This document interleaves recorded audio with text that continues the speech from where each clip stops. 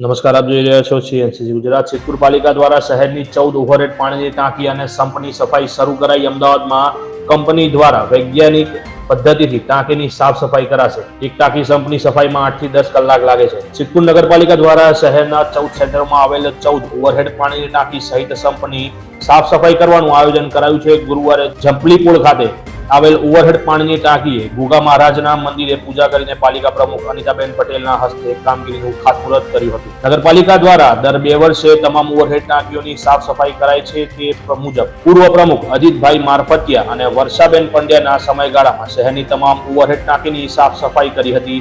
આ પછી ચાલુ સાલે પ્રમુખ અનિતાબેન પટેલના સમયગાળામાં કરાઈ રહી છે, જેમાં શહેરના પસવાદળની code, સફીપુરા, Navavas, આચાર્યનગર, Ambikanagar, Gujarat housing board, કેરા ક્લબ, ફૂલપુરા, દરબારગઢ, રાજપુર, પેપલ્લા, સીતાનગર, રાજપુર, ઝૂલેલાલ સોસાયટી, વાલકેશ્વર મહાદેવ, માધુપાવાડિયા એમ કુલ 14 સેન્ટરોમાં કુલ 157 લાખ લીટરની 50 થી 55 ફૂટ ઊંચી 14 ઓવરહેડ ટાંકીઓ અને સંપની સફાઈ કરવા અમદાવાદની અલ્ટ્રા પ્યોર કંપનીને ₹5 લાખના ખર્ચે કોન્ટ્રાક્ટ આપ્યો છે. અગાઉ 2 વખત આ કંપની દ્વારા જ સાફ સફાઈ કરાઈ હતી. કંપનીના કોન્ટ્રાક્ટર ઈશાનભાઈ ચૌહાણે જણાવ્યું હતું કે સબમર્સિબલ પંપથી પાણી બહાર કાઢી 13 માણસોને ઇલેક્ટ્રિક શોકની સલામતી માટે બૂટ સેફટી બેલ્ટ અને જોખમવાળી ટાંકીના રોલ લેડર સાથે અંદર ઉતારી સોલિડ વેસ્ટ મડ પંપ દ્વારા નિકાલ કરાશે. સફાઈ બાદ 30 લીટર પાણીમાં આશરે 50 ગ્રામ પોટેશિયમ પરમેંગનેટ મેળવી દિવાલ પર છંટકાવ કરાય છે. તેનાથી પાણીના જીવાત થતી નથી. ટાંકીની સાફ સફાઈ બાદ લોકો પાણી પીવા માટે ઉપયોગમાં લઈ શકે છે. આખી ટાંકી અને સંપની સફાઈમાં આશરે 8 થી 10 કલાકોનો સમયગાળો લાગે છે. 15 દિવસમાં તમામ ટાંકીઓની સાફ સફાઈ પૂર્ણ કરાશે. પાટણ શહેરની ફરતે રિંગ રોડ બનાવવા માટેની દરખાસ્ત લાંબા સમયથી પેન્ડિંગ પડી છે. નગરપાલિકાના પદાધિકારીઓ દ્વારા અવારનવાર આ દરખાસ્તનું અમલીકરણ થાય અને પાટણને ટ્રાફિકની જટિલ સમસ્યામાંથી મુક્તિ મળે તે હેતુથી સરકારમાં રજૂઆતો અગાઉ પણ પ્રયાસો કરાયા હતા, પરંતુ આ સમગ્ર મહાકાય પ્રોજેક્ટનો તોતિંગ ખર્ચ ₹1000 કરોડનો અંદાજવામાં આવ્યો છે. ત્યારે આ મહત્વાકાંક્ષી પ્રોજેક્ટ આગળ ધપે તે માટે ફરી એકવાર પાટણ નગરપાલિકા દ્વારા સરકારમાં રજૂઆત કરવાની તૈયારી હાથ ધરાઈ છે.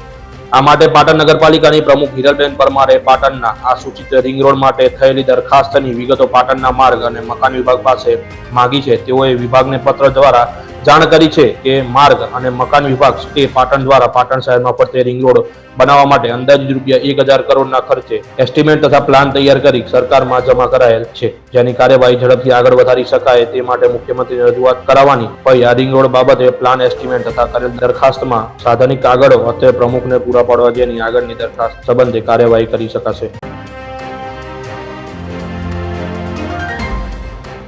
પાટણની હેમચંદ્રાચાર્ય ઉત્તર ગુજરાત યુનિવર્સિટી જમીન સંપાદનના વળતરના એક કેસમાં કોર્ટના આદેશ બાદ સમયસર વળતર ચૂકવવામાં નિષ્ફળ રહેતા કોર્ટ દ્વારા જંગમ મિલકત જપ્તીનું વોરંટ ઇસ્યુ કરાયું હતું. વોરંટના આધારે આજે કોર્ટ અધિકારી હાજરીમાં ઉત્તર ગુજરાત યુનિવર્સિટીની જંગમ મિલકત પ્રાપ્ત કરવાની કાર્યવાહી હાથ ધરાતા યુનિવર્સિટીમાં દોડધામ મચી ગઈ હતી. મામલો ઉકેલવા માટે રાતે ધારાસભ્ય કિરીટ પટેલ યુનિવર્સિટી દોડી આવ્યા હતા. અંતે રાતે યુનિવર્સિટી દ્વારા કોર્ટમાં બેલીફને ચેક આપવામાં આવ્યો હતો, પરંતુ અરજદારના વકીલે કહ્યું હતું કે અમે રાજી નથી. શું હતો સમગ્ર મામલો? પાટણમાં આવેલી હેમચંદ્રાચાર્ય ઉત્તર ગુજરાત યુનિવર્સિટી બનાવવા માટે ખેડૂતોને જમીન સંપાદન કરવામાં આવી હતી, જે પૈકીના એક ખેડૂતે વધુ વળતર મેળવવા કોર્ટના દ્વારા ખખડાવ્યા હતા. કોર્ટ દ્વારા 11 કરોડ 54 લાખ રૂપિયાનું વળતર અસરગ્રસ્ત ખેડૂતોને ચૂકવવા હુકમ કરવામાં આવ્યો હતો. તેમ છતાં યુનિવર્સિટી દ્વારા સમયસર વળતરની ચૂકવણી ન કરાતા કોર્ટ દ્વારા યુનિવર્સિટીની જંગમ મિલકતની જપ્તીનું વોરંટ ઇસ્યુ કર્યું હતું. કોર્ટના બેલીફ આ વોરંટ લઈ યુનિવર્સિટીમાં જંગમ મિલકત જપ્ત કરવા પહોંચતા જ સત્તાધીશોમાં રીતસરની દોડધામ મચી હતી. પાટણ ખાણ ખનીજ વિભાગની સરકારી ગાડીમાં GPS ટ્રેકર લગાવનાર સરસ્વતી તાલુકાના સાંભરા મહાદેવપુરા ગામના શખ્સને પાટણ બી ડિવિઝન પોલીસની ટીમે ગણતરીના કલાકોમાં પકડી પાડ્યો છે, પરંતુ આ યુવક પકડાતાની સાથે તેને આ મશીન આપનાર શખ્સ મોબાઈલ બંધ કરી ભૂગર્ભમાં ઉતરી ગયો હતો. ખનીજ ચોરીએ રોયલ્ટી અને ખનીજ ચોરી કરવા માટે પાટણ ખાણ ખનીજ વિભાગની સરકારી ગાડી નીચેથી GPS ટ્રેકર લગાવી જાસૂસી કરતા હોવાનો મંગળવારે સાંજે ગાડી નીચેથી GPS ટ્રેકર મળી આવતા પર્દાફાશ થયો હતો. તેની બી ડિવિઝન પોલીસ મથકે ફરિયાદ નોંધાતા આ કેસમાં પોલીસે પાટણના સિદ્ધપુર 4 રસ્તા નજીકથી 27 વર્ષીય સાંભરા મહાદેવપુરા વિક્રમજી બાનાજી ઠાકોરને પકડી લીધો છે. રાણાવાવ શહેરની શોભામાં વૃદ્ધિ કરતા અંદાજે 7 વર્ષ પહેલા ફુવારો બનાવવામાં આવ્યો હતો, પરંતુ જ્યારથી મૂક્યો છે ત્યારથી ચાલુ કરવામાં આવ્યો નથી. તેથી હાલ આ ફુવારાની અવદશા જોવા મળે છે.